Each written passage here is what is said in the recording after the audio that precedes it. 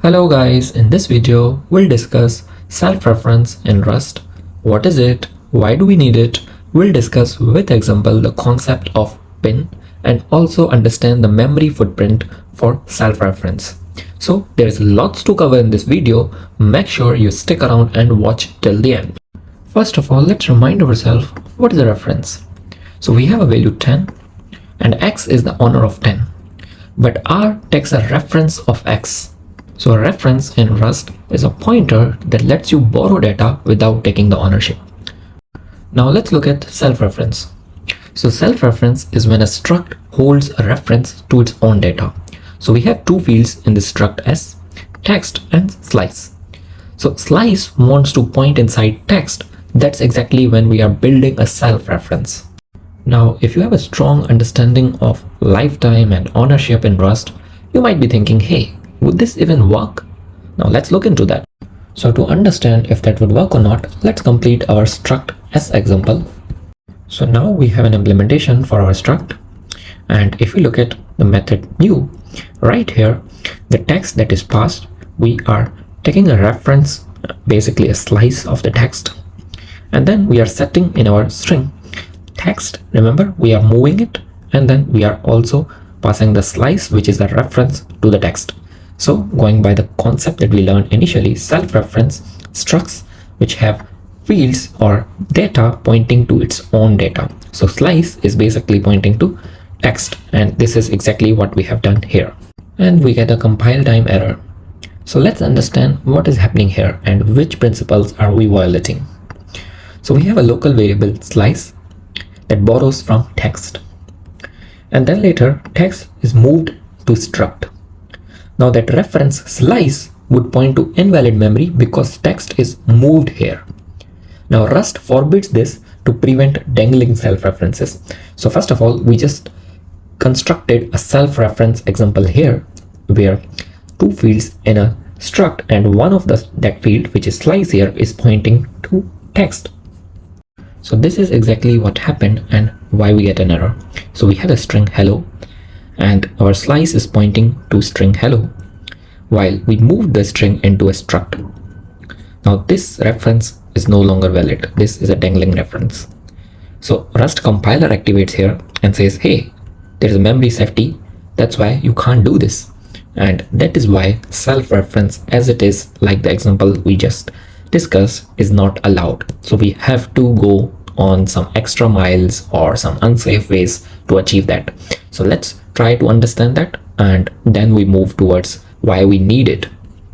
And if you are someone who likes to understand things by analogies, as it's easy to remember and rewind, so let's take a look at an analogy for self-reference and what happened there. So we have a book and then we have a sticky note. Now think of book and its content as your struct and the sticky note as another field, which is basically pointing to some page. So it just says see page 50. Now what if we just remove all the pages from that book and move it out? Now the sticky note, when it says see page 50, it doesn't make any sense. So if we move the book, like its content, from this book to another book, like we remove everything, and now if you see page 50 and then you open the book, there is nothing, dangling references. That's exactly where Rust memory safety also comes into play. So you can take a look at this analogy and try to, I would say, keep it in your memory, how self-references are not allowed straight away in Rust. So now let's look at the solution. So here is our same example solved with pin. I know the code looks a bit hostile, but let us go step by step. That's the only reason I have the code comments here as well, to help you guys understand how it's working, and then we'll also discuss pin. So let's go step by step.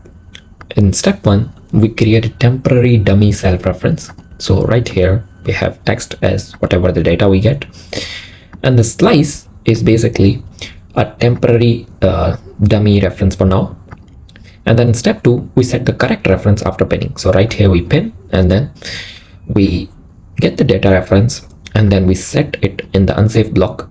And then when we want to show, so here we just set, and then when we want to show, we can show the normal field as it is, but the reference we have to again wrap in unsafe and show. So basically all the access to the reference, which is a raw pointer, would be unsafe. You want to set unsafe, you want to access unsafe, and then when we run this, as you can see right here, we get both data and its reference printed, which is hello and hello. So now let's understand how is pin helping us with achieve this and what is basically a pin. Now, if you remember, the problem previously was we were moving the data which would cause the invalid reference. So pin is a Rust wrapper that guarantees a value will never be moved in memory, which is essential for self-references, because we want the self-reference of, let's say, slice here to be valid to text. Then we want the struct to be in a fixed memory and not move around. And why do we need unsafe? So we need unsafe because creating or dereferencing pointers into pinned data, like a raw pointer to a field like text in this example, cannot be checked by the compiler for its safety. So Rust won't guarantee us that slice can't run into dangling pointers. We have to ensure ourselves in our code. So for that, we have to wrap it in an unsafe block. Let's go back to our initial self-reference example. The sticky note was pointing to page 50, but then because the book was moved, or as the content was moved, the sticky note was pointing to a dangling reference. But now we solve that problem by pinning the book and the sticky note. So you can't move the book and nor the sticky note. So the reference always remains valid. So basically any kind of move is blocked. Now, as tough as the concept of self-referencing sounds and solving it with pin, a bit of hostile code that we don't usually use in common Rust while building backend application and stuff. We use self-referencing when you're working mostly with low-level stuff. You are building things from scratch, or basically building something that you want to use in optimized way. So one of the use case is when you want to optimize your storage, avoid copying and stuff, and keeping an offset. So it's basically internal pointers to own data and store references or offset inside a struct to avoid copying large buffers and stuff. So this is pretty useful use case. Another one is when you're working with custom async future structs to hold a future and references to its own state for efficient polling without extra allocation. So again, when you're building something or your own executors and stuff, that's when you can use self-referencing.